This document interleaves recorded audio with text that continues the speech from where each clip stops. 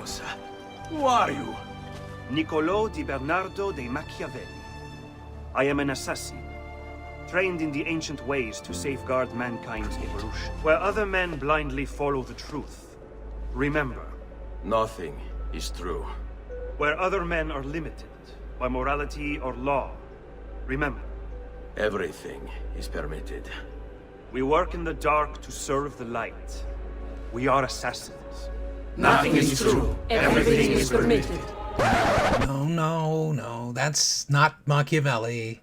That's Assassin's Creed. Machiavelli wasn't an assassin. And he did not believe that nothing is true. And he also did not believe that everything is permitted. And video games are not the most reliable source of information about your world.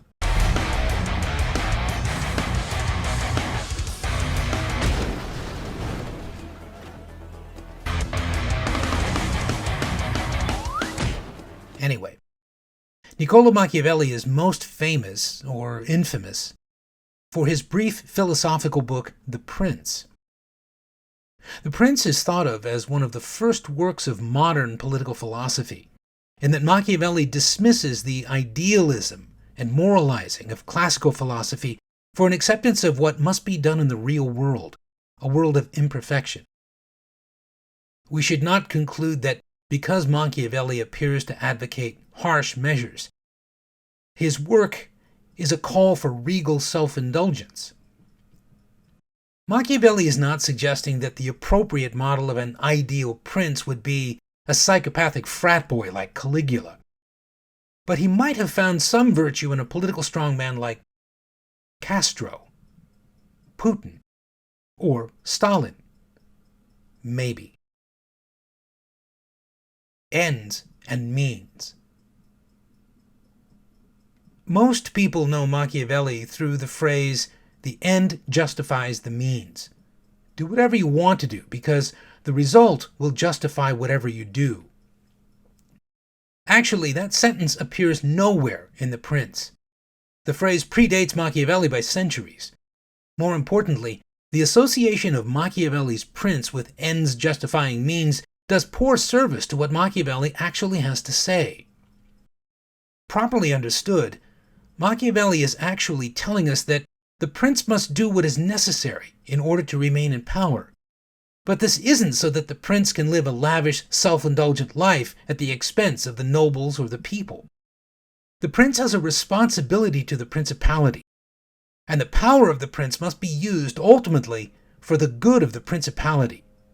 It is for this reason, and this reason alone, that the prince need not make himself uneasy at incurring a reproach for those vices without which the state can only be saved with difficulty. Love or fear?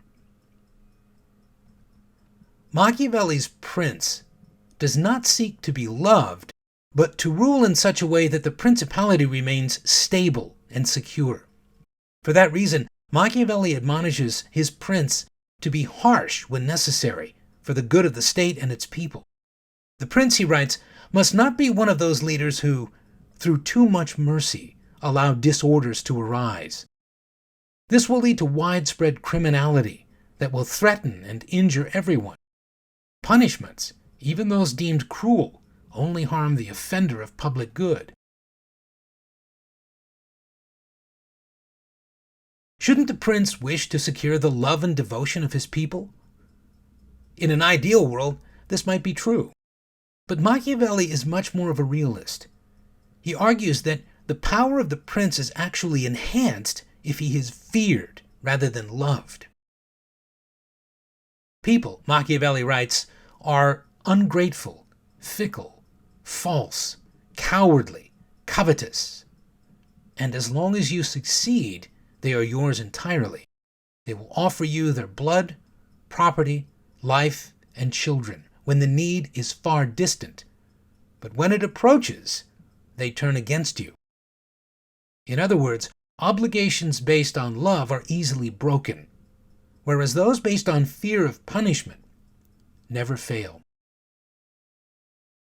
Even here, though, Machiavelli warns of a limit to rule by fear. If the prince can't rely on being loved, he must avoid being hated. For this reason, any time the prince proceeds against someone's life, the act must be done on proper justification and for manifest cause. Seeing is believing from a safe distance. Everyone sees what you appear to be. Few really know what you are. For Machiavelli's prince, appearing can be as important as being. So long as a prince appears to be humane, merciful, faithful, upright, and religious, well, appearances can be deceiving. And deception is vital to the powerful prince. Machiavelli writes that a prince can strive for mastery in one of two ways, by law or by force. The first, law, is proper to men. The second, force, to beasts. But both are necessary for the prince. Therefore, the prince must cultivate a dual nature, that of human and beast. The animal nature of the prince should be a combination of the fox and the lion. The political world is full of wolves and of snares. The fox can discover the snares, but not the lion. While the fox cannot terrify the wolves, but the lion can. Both elements are important. Finally, the prince must take advantage of the ease of deception. People are easily deceived, and so long as the prince is successful, few are likely to question the methods used in achieving that success, especially since, for most, it is viewed only dimly, from a distance.